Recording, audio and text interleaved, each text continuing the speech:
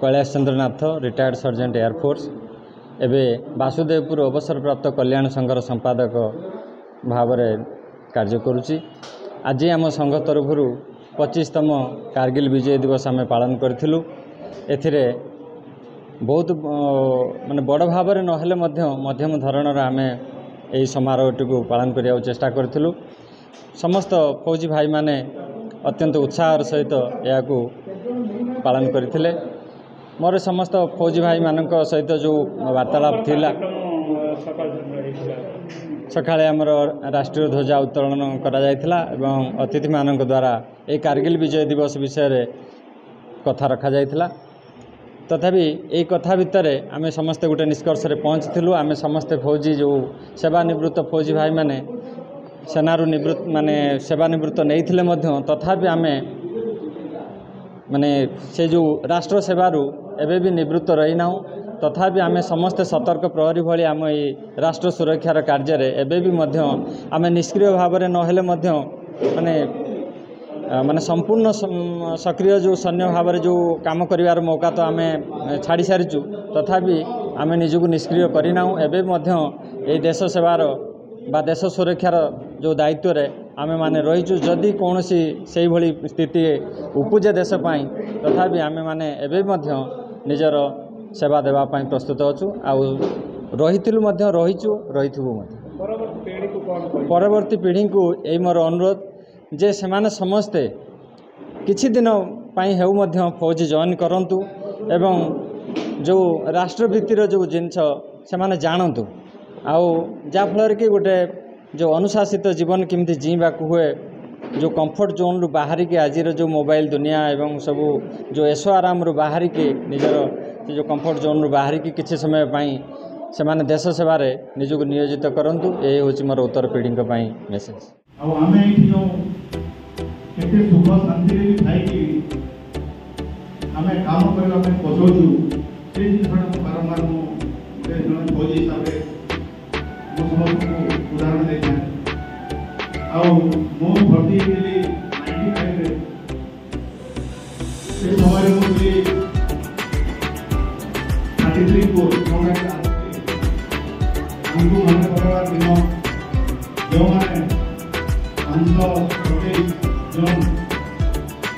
देशवाणी अदम्य साहस परिचय जो मैंने भारत माता को सुरक्षा जो मैंने बलिदान देते जो मैंने निज जीवन को उत्सर्ग करते स्मरण करने दिन आ सहित जो मैंने शह संख्यार इंजोर्ड होती कोटि प्रणाम। कारण आप 25तम कारगिल दिवस विजय दिवस पालन आज आमर जो 25तम कारगिल विजय दिवस पालन करा आम वासुदेवपुर रे यही अवसर रे आमर ये जो सैनिक संगठन अच्छी सेटा खूब हर्ष उल्लास सहित पालन हो सारी एवं आज दिन में जो विषय आलोचना है से सैनिक मान को स्मरण करिवार दिन जो माने कि तांकर अदम्य साहस एवं बलिदान बल आमर जो 527 सैनिक जमीती तांकर बलिदान देते एवं अनेक इंजोर्ड होते स्मरण करिवार दिन आउ जो परिस्थिति से माने युद्ध करते -60 डिग्री रे जो टेम्परेचर रे थाई कि जो युद्ध करके आम देश को आमर शत्रु कबल जो रक्षा करते स्मरण करिवार दिन से जो बलिदान तांकर अच्छी अदम्य साहस एवं देशभक्तिर परिचय दे आमर ज्वलंत उदाहरण साजिଛନ୍ତି से माने। आगामी पीढ़ी जो अच्छे सैनिक यहाँ हूँ ये जो कारगिल विजय दिवस निश्चय गोटे उदाहरण एवं से माने एथरू आम शिखिपार कथा जे आमर जो अतीत रे जो देश सहित जदि किसी बाहर शत्रु आक्रमण करुँच तार केमती जवाब दि जाए सेटा आम आमर यही पीढ़ीटा शिखा कथा आम जो पर पीढ़ी को कौन कहे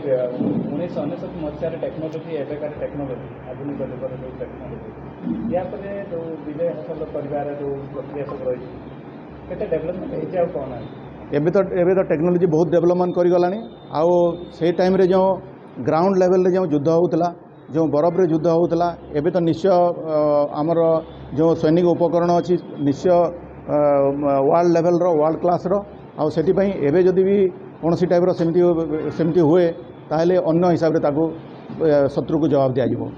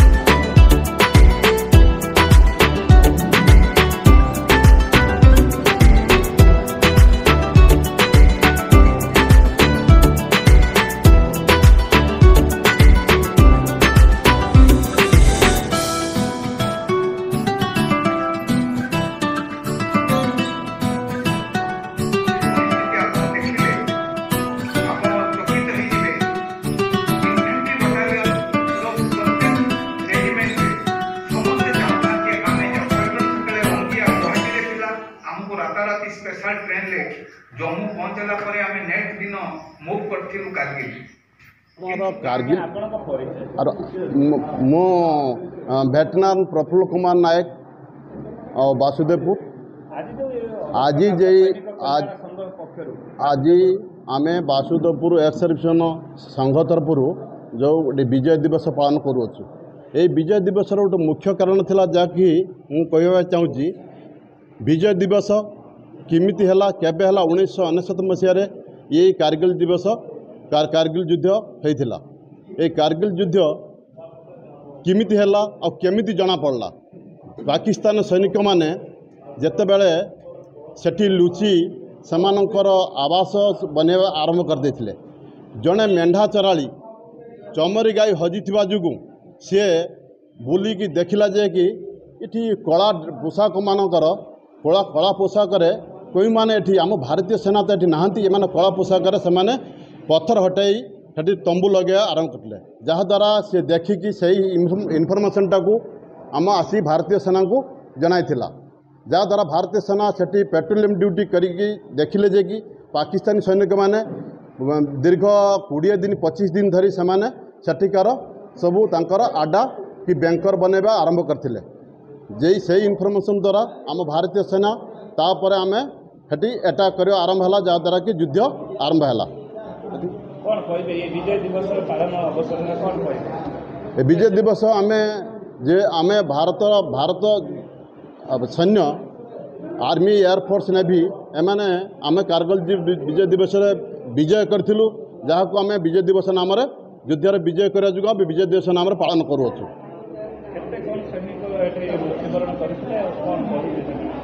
यही कारगिल विजय दिवस पाकिस्तान 500 रु ऊर्ध्व सैनिक मृत्युवरण करथिले। यही कारगिल युद्ध रे पाकिस्तान सैनिक 18,000 ऊर्ध्व सैनिक निहत होते आउ आम भारतीय सैनिक 500 मृत्युवरण करथिले। यही सैनिक पाकिस्तान सैनिक को जो मैंने मृत्युवरण करथिले समान को पाकिस्तान